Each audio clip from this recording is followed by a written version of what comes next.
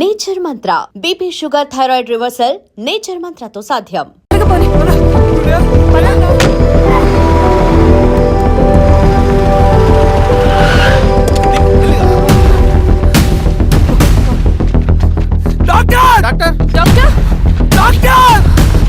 ఏమైంది డాక్టర్? త్వరగా చూడండి డాక్టర్. లోపల తీసుకురండి.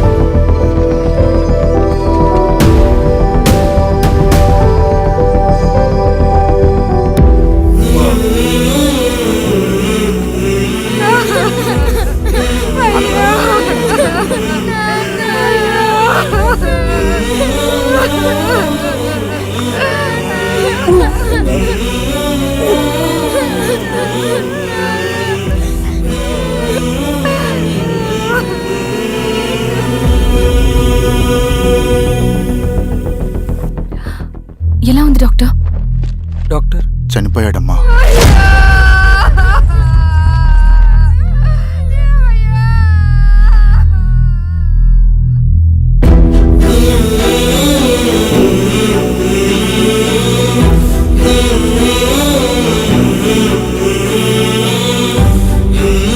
ఆ పేపర్స్ ఏంటి రవి? అతని భూమికి సంబంధించిన పేపర్స్. ఒక సంవత్సరం నుంచి ఈ పేపర్స్ పట్టుకుని ప్రతిరోజు ఎంఆర్ ఆఫీస్ చుట్టూ తిరిగేవాడు. భూమిని తాకట్టు పెట్టి అప్పు తీసుకున్న పాపానికి టైంకి వడ్డీ కట్టలేదని అప్పిచ్చిన ఆ దొర ఎంఆర్ఓ ఆఫీస్లో లంచం ఇచ్చి భూమిని తన పేరు మీద రాయించుకున్నాడు. ఈ ఎంఆర్ఓ ఆఫీస్లో ఎవరు నిజాయితీగా పనిచేయట్లేదండి. చెట్టు కట్టి నరకాలు ఒక్కొక్కడిని. నరికేయడమేంటి రవి? నువ్వు కాగితం మీద ఒక బొమ్మ గీస్తావు, ఒక చోట సరిగ్గా రాదు, ఏం చేస్తావు? ఎరేజర్తో సరిచేస్తావా లేకుంటే ఆ పేపర్ని చింపేస్తావా? మరి మనుషుల విషయంలో ఎందుకు రాదు ఆ ఆలోచన? తప్పు చేసిన ప్రతి ఒక్కరిని నరుక్కుంటూ పోతే చివరికి మిగిలేది మనుషులు కాదు, శవాలు.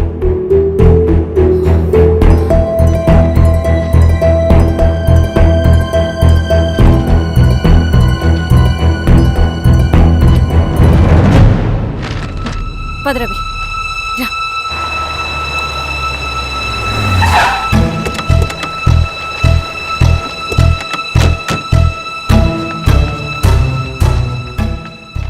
పానుకోటి నర్సయ్య ల్యాండ్ ఎవరు చూస్తున్నారు?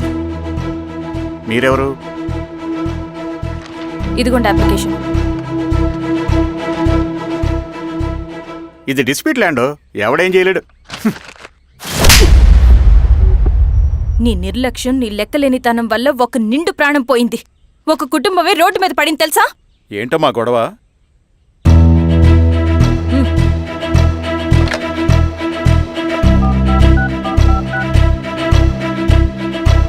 Hello sir.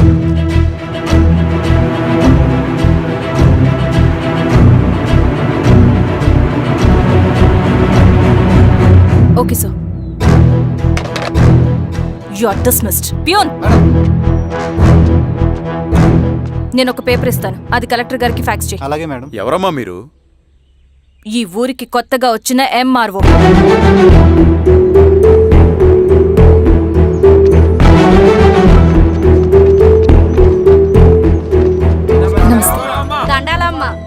మీ పరిస్థితులు నాకు తెలుసు. పని చేస్తేనే మీకు పూట గడుస్తుంది. పనులు మానుకుని మీరు ఈ ఆఫీస్ చుట్టూ తిరగాల్సిన అవసరం లేదు. మరి ఎట్టాగమ్మా? నేనే మీ ఊరొస్తాను. ఆ రోజు అరగంట వీలు చూసుకుంటే చాలు, మీ పని పూర్తయిపోతుంది. దండాలమ్మా.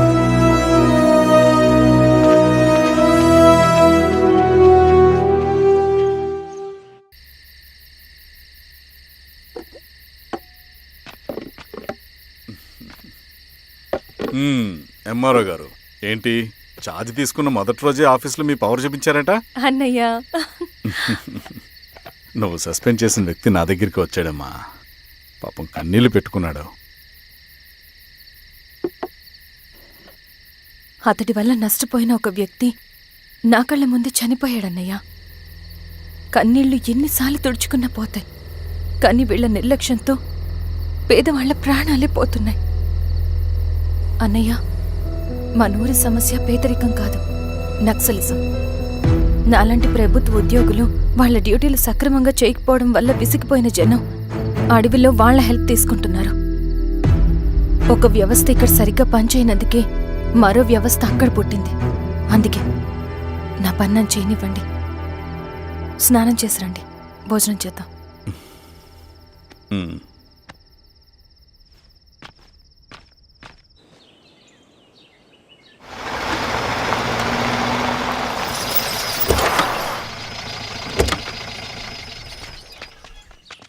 నమస్కారం అమ్మా. నమస్తే. ఇలా రండి.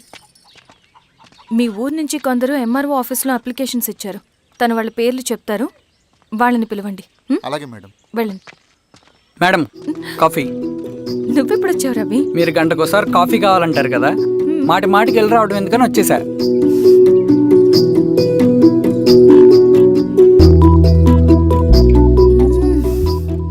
రవి, ఈ కాఫీ కోసమైనా నేను పెళ్లి చేసుకోవచ్చు.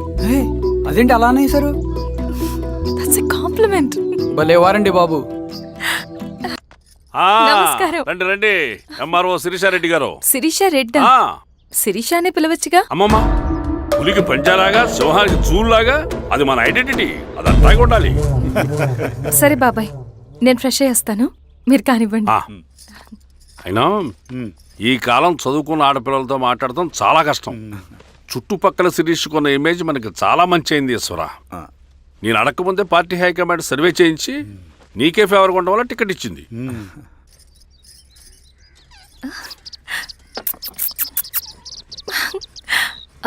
అనేవాళ్ళు ఎక్కడ? బయటికి వెళ్ళారమ్మా. ఓ, బయటికి వెళ్ళారా? రవిని పిలువు. అలాగే. మేడం. రవి రా రా రా, కూర్చో. పర్లేదు మేడం. మేడం ఏంటి, శిరీషానే పిలవచ్చుగా. అది కాదండి, ఎవరైనా కూర్చో. చూస్తే. కూర్చోవయ్యా. ఇది ఆఫీస్ కాదు రవి, మా ఇల్లు. వడ్డించు. సరే అమ్మా. రవి, ఆ. అడవిలో నక్సల్స్ ఎక్కడుంటారో తెలుసా నీకు? ఏంటి శిరీష?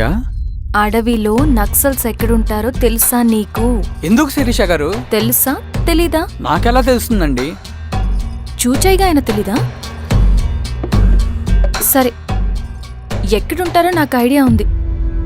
సాయంత్రం ఇద్దరం కలిసి వెళ్దాం. అది కాదండి. నువ్వు వస్తున్నావు అంతే, తిను. ఇది ఎక్కడ కూడా రా బాబు, సడన్ గా నక్సల్స్ అంటుంది, అడువంటుంది. కొంప తీసి నా మీద ఏమైనా అనుమానం వచ్చిందా ఏంటి?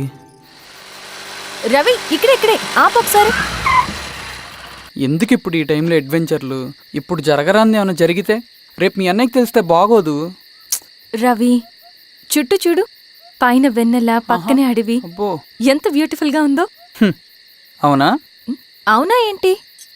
అసలు ఎప్పుడు చూసినా ఎందుకలా డల్ గా ఉంటున్నావు? కాలేజీలో ఇలా ఉండేవాడివి కాదు కదా, ఏమైంది? అది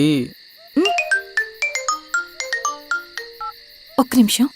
హలో మేడం, పేషెంట్కి అర్జెంటుగా ఏ పాజిటివ్ బ్లడ్ కావాలి మేడం. రవి, ఆ? అర్జెంటుగా హాస్పిటల్కి పోని. ఏమైంది? పోనీ. రండి మేడం, ప్లీజ్ రండి. పోలీసులకి నక్సల్స్ కి కాల్పులు జరిగాయి. ఆ కాల్పుల్లో గూడెం కుర్రాడు ప్రాణాపాయ స్థితిలో ఉన్నాడు. తన బ్లడ్ మీ బ్లడ్ సేమ్. ఆ బ్లడ్ గ్రూప్ మా హాస్పిటల్లో లేదు, అందుకే మీకు కాల్ చేశాను. ఓ అవునా? అవును మేడం. పదండి doctor. Thank you madam.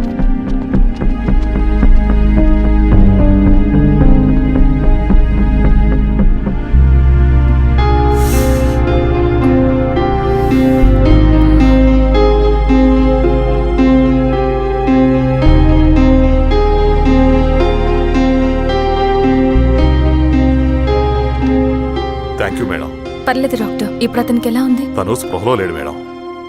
Ravi, నీ దగ్గర మనీ ఉందా? ఉన్నాయి. ఇవ్వు. ఇది అతనికి అందించండి, జాగ్రత్తగా చూసుకోండి. అలాగే మేడం. అమ్మా, భోజనం తీసుకురమ్మంటారా? నాకేమొద్దు. భోంచేయకపోతే ఆరోగ్యం పాడవుతుంది శిరీష, నువ్వు వెళ్ళి తీసురా అమ్మా. సరే. రవి, నాకు ఒక మంచి కాఫీ చేసిస్తావా? తలనొప్పిగా ఉంది. చేసిస్తా కానీ తర్వాత నువ్వు భోంచేయాలి.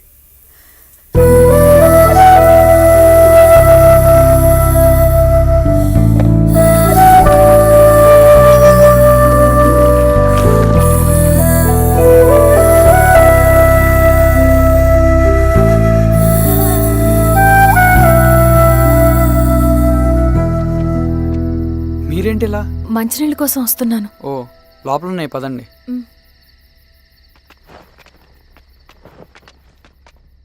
ఇదిగోండి మంచినీళ్ళు.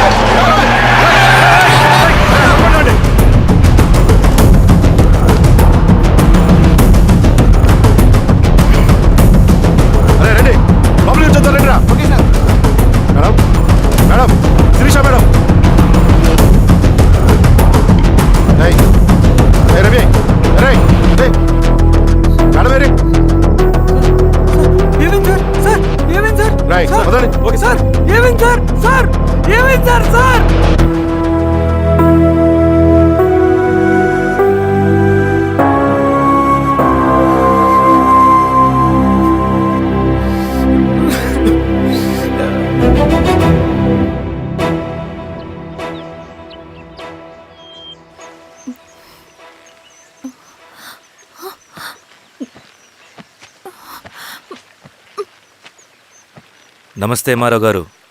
మా అడవిలో మర్యాదలు ఇలాగే ఉంటాయి. షాక్ అవ్వాల్సిన అవసరం లేదు. జెడ్పీటీసీ ఎలక్షన్ జరగటం మాకు ఇష్టం లేదు. అవి ఆగాలంటే రెండే దారులున్నాయి. ఒకటి మీరు విత్డ్రా చేసుకోవాలి, లేదా మీరు చనిపోవాలి.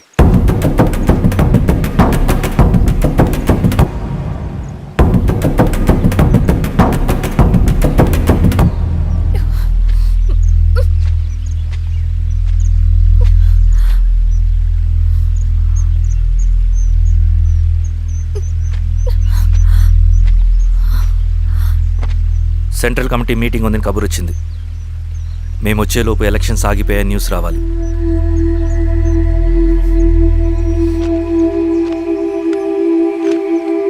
ఇదిగో రవి. లాల్ సలాం comrade.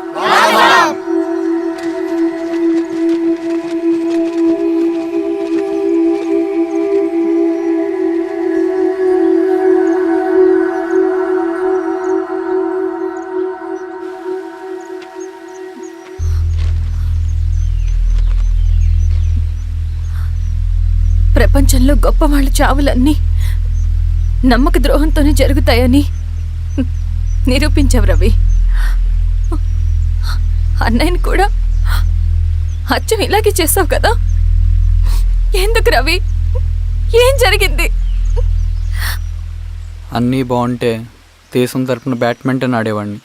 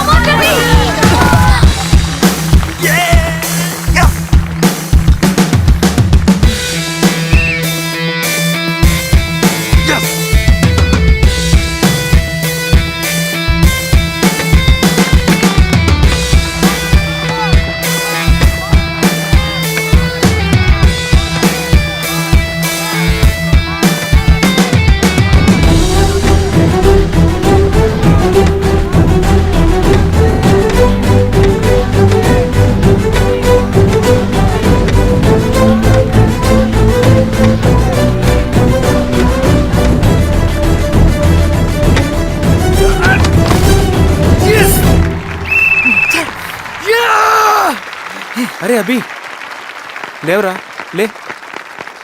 Congratulations. Thank you sir. Ravi congratulations.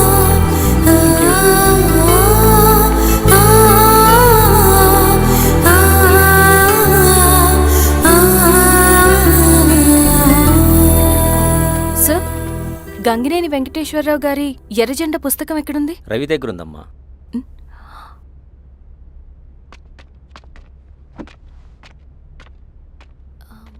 Ravi,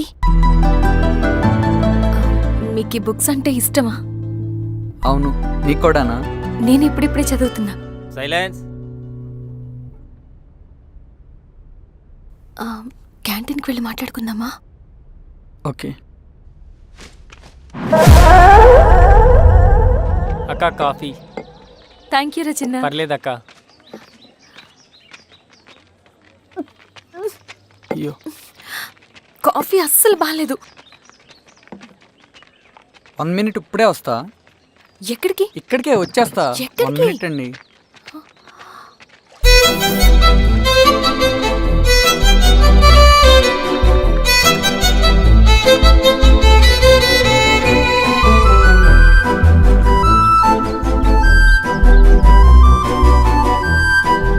ఒకసారి ఈ కాఫీ టేస్ట్ చేయండి.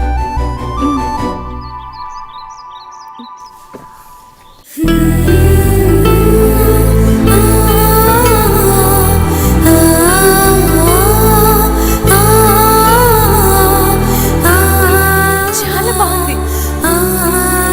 థ్యాంక్ యూ అండి.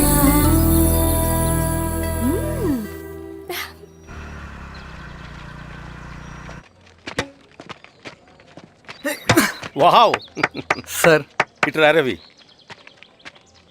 Congratulations Ravi. Sir. State badminton training కి సెలెక్ట్ అయ్యావు నువ్వు. Sir thank you sir. Carrier.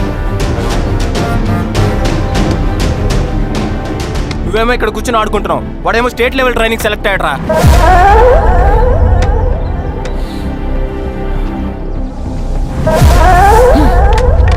అరే, మొత్తానికి నువ్వు అనుకున్నది సాధించావురా. రే, ఎప్పుడు మనం ఎంచుకున్న మార్గమే మన జీవితాన్ని మారుస్తుందిరా. Hi Ravi. All the best Ravi. నీకోసమే, తీసుకో. Thank you. బాయ్.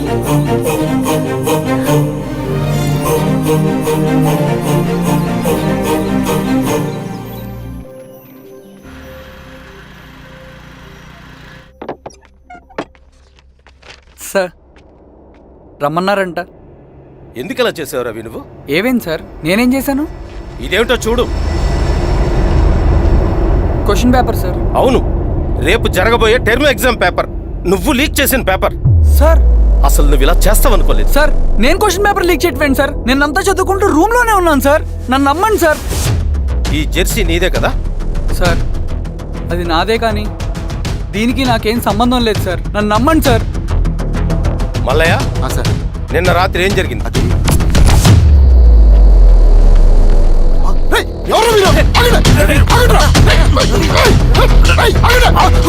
సార్ అతను అబద్ధం చెప్తున్నాడు సార్. నాకేం తెలియదు సార్. నేను దొంగతనం చేయలేదు సార్. నన్ను నమ్మండి. I'm very sorry Ravi.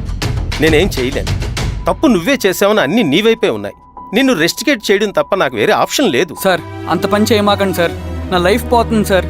India తరపున బ్యాడ్మింటన్ ఆడాలన్నది నా డ్రీమ్ సార్. నన్ను నమ్మండి సార్. సార్ సార్ సార్ నాకేం తెలియదు సార్. నన్ను నమ్మండి సార్. సార్ నాకేం తెలియదు సార్. నిజంగా నాకేం తెలియదు సార్. సార్ నన్ను నమ్మండి సార్. సార్ నేనేం తప్పు ఏదైనా ఉన్న చేయలేదు సార్. స్టేషన్లో చెప్పు. నాకేం సంబంధం లేదు సార్. నన్ను వదిలేయండి సార్. సార్ నన్ను వదిలేయండి సార్. కాలేజ్ తరఫున స్టేట్కి వెళ్ళి ఆడదాం అనుకున్నాను నా కొడుకు. తాళం అక్కడే ఉంది కదా.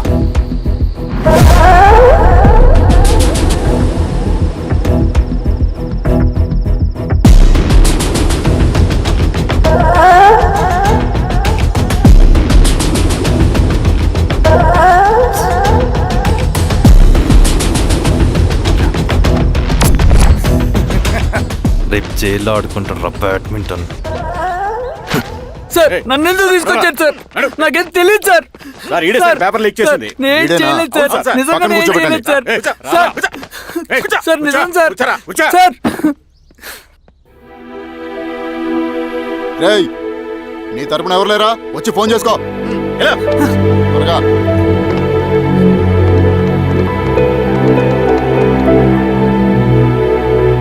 సార్ నేను రవీన్ సార్.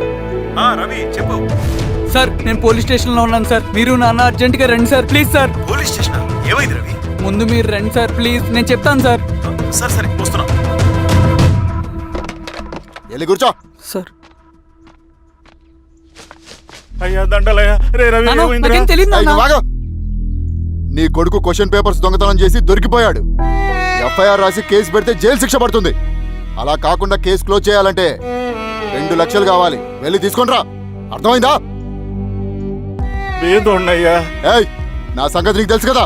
లోపలేస్తే 10 సంవత్సరాలు బయటికి రాడు. వెళ్ళి డబ్బులు కొట్టరా.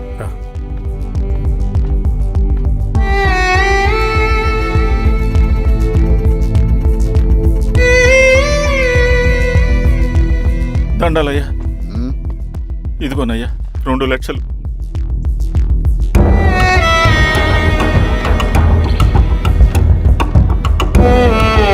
రేయ్, ఆయన పంపించండి రా.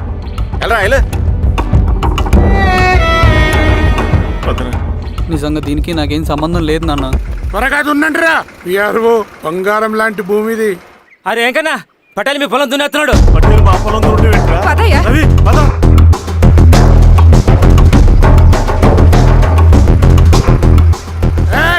కానీ అంటరా అయ్యా పట్టేలయ్యా. మా పొలంలో మీరు దున్నుతున్నారంటే నా పొలంలో నేను దున్నకుంటే వాడు దున్నుతాడారా? అన్యాయం అయ్యా. ఏంద్రా అన్యాయము? పొలం అమ్మినావు కదా, కొనుక్కున్న పొలంలో దున్నుతుంటే అన్యాయం అంటారేంట్రా? విఆర్ఓ ఆ పేపర్ చూడరా, మంచిగా చూసుకుంటారా.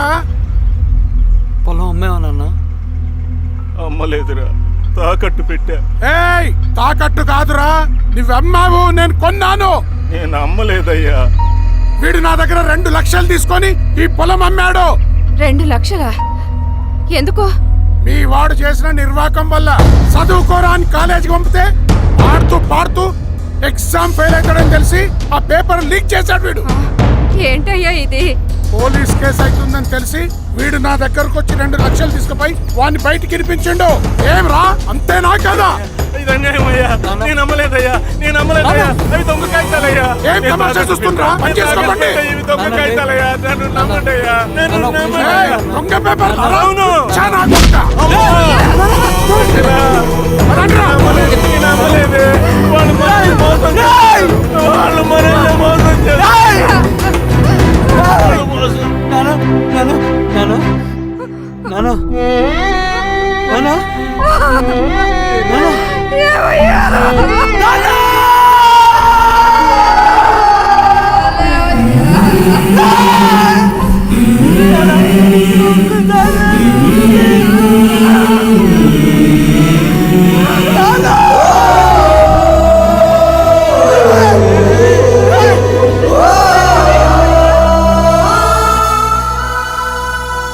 నాన్న చనిపోయిన తర్వాత మా భూమి కోసం వెళ్ళి పై అధికారులను కలిశాను, కానీ వాళ్ళు కూడా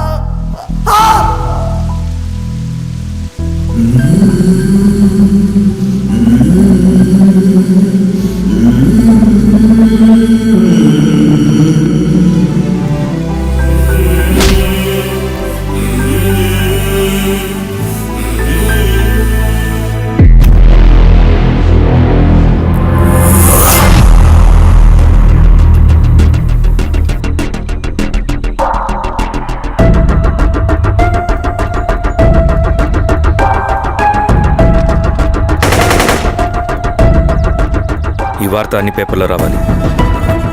ఈ లెటర్ బాధితుడికి అందించండి. లాల్ సలాం. లాల్ సలాం.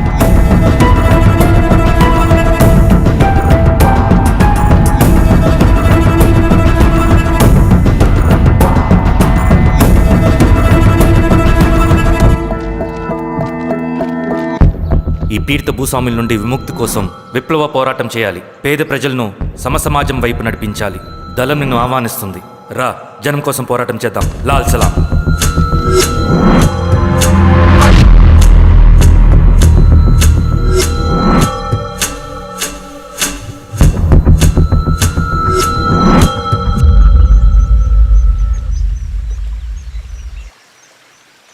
నాకు పట్టిన గతి ఇంకెవ్వరికీ పట్టకూడదని ఉద్యమంలోకి వచ్చాను. ఇన్ఫార్మర్గా చేరాను. దానికోసం ఎంతమందినైనా చంపుతాం, చేస్తాం. కానీ మేమనుకున్న సమాజం తీసుకొస్తాం. కమ్యూనిస్ట్ రాజ్యాన్ని స్థాపిస్తాం. సమాజమా అంటే? రష్యాలో, చైనాలో, వియత్నంలో మా కమ్యూనిస్టులు విప్లవం ద్వారా సాధించిన ఆదర్శ సమాజం. Lenin, Stalin, Mao, Che Guevara, Fidel క్యాస్ట్రోల్ సృష్టించిన కులాలు, మతాలు, వర్గాలు, వర్ణాలు లేని ఒక సామ్యవాద స్వర్గం. అదే మేము కలలుగనేది. దానికోసమే మేము పోరాడేది. నాకు తెలిసి నాజీ పార్టీలో గోబెల్స్ తర్వాత అంత ప్రొపగాండా మీ కమ్యూనిస్టులు తప్ప ఈ ప్రపంచంలో ఎవ్వరూ చేసుండరు. ఉక్కు మనిషి స్టాలిన్, మానవీయుడు మావో, ఎర్ర జెండా వెలుగు ఇలాంటి కమ్యూనిస్టు పుస్తకాలు చదివితే ప్రపంచవ్యాప్తంగా కమ్యూనిస్టులు సాగించిన మారణ హోమాల గురించి నీకు తెలీదు రవి. స్టాలిన్ మొత్తం ఎంతమందిని చంపాడో తెలుసా? 2 కోట్ల మందిని. మనుషుల్ని చంపడంలో హిట్లర్నే మించిపోయాడు. చాలా మందిని సైబీరియన్ లేబర్ క్యాంపులకు పంపి దారుణంగా హింసించి మరీ చంపేశాడు. 2వ ప్రపంచ యుద్ధంలో బెర్లిన్ని ఆక్రమించిన రష్యన్ సైనికులు 8 ఏళ్ల నుండి 80 ఏళ్ల వయసులో కంటికి కనపడిన ఏ స్త్రీని వదలకుండా సామూహిక మానభంగం చేశారు. అది కూడా మీ కమ్యూనిస్ట్ దేవుడు స్టాలిన్ హయాంలోనే జరిగింది. ఇక మీ మావోయిస్టుల భగవంతుడు China chairman Mao Zedong Great Leap ఫార్వర్డెడ్ కల్చరల్ రెవల్యూషన్ల పేరుతో 14 నుంచి 20 మిలియన్ల ప్రాణాల్ని పొట్టను పెట్టుకున్న మహానుభావుడు. ఇది మీ కమ్యూనిస్ట్ దేవుళ్ళు రాసిన రక్త చరిత్ర. ఆ దేశాలలో పేపర్లు ఉండవు, టీవీలు ఉండవు, స్వతంత్రమే ఉండదు. 1962లో చైనా మన దేశం మీదకి దాడి చేసి భూభాగాన్ని ఆక్రమించినప్పుడు ఒక్కరు కూడా నోరు మెదపలేదు.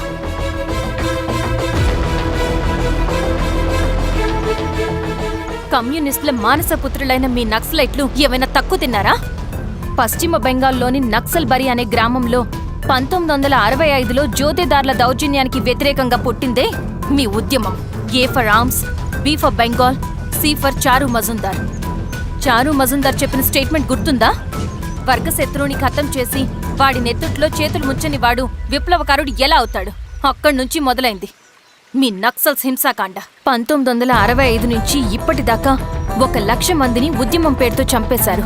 కేఎస్ వ్యాస్, పరదేశీ నాయుడు, ఉమేష్ చంద్ర, శ్రీపాదరావు, దుగ్గిరాల వెంకట్రావు, హైగ్రీవాచారి, బుడ్డా వెంగల్ రెడ్డి, ఇలా చెప్పుకుంటూ పోతే ఎంతో మంది మీ చేతుల్లో చంపబడ్డారు.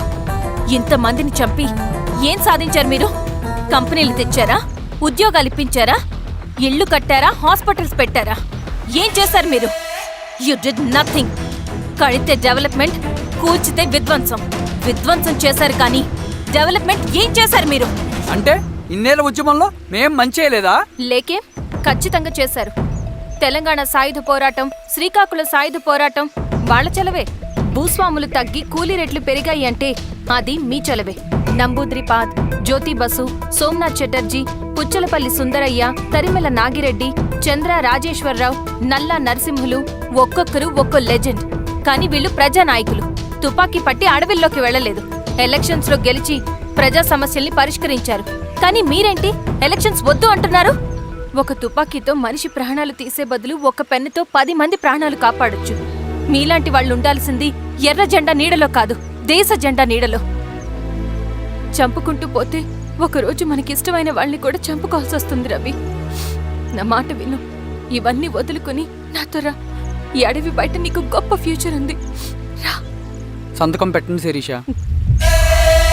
నేనెందుకు చెప్తున్నానో అర్థం చేసుకోండి. రవి, సంతకం పెట్టండి.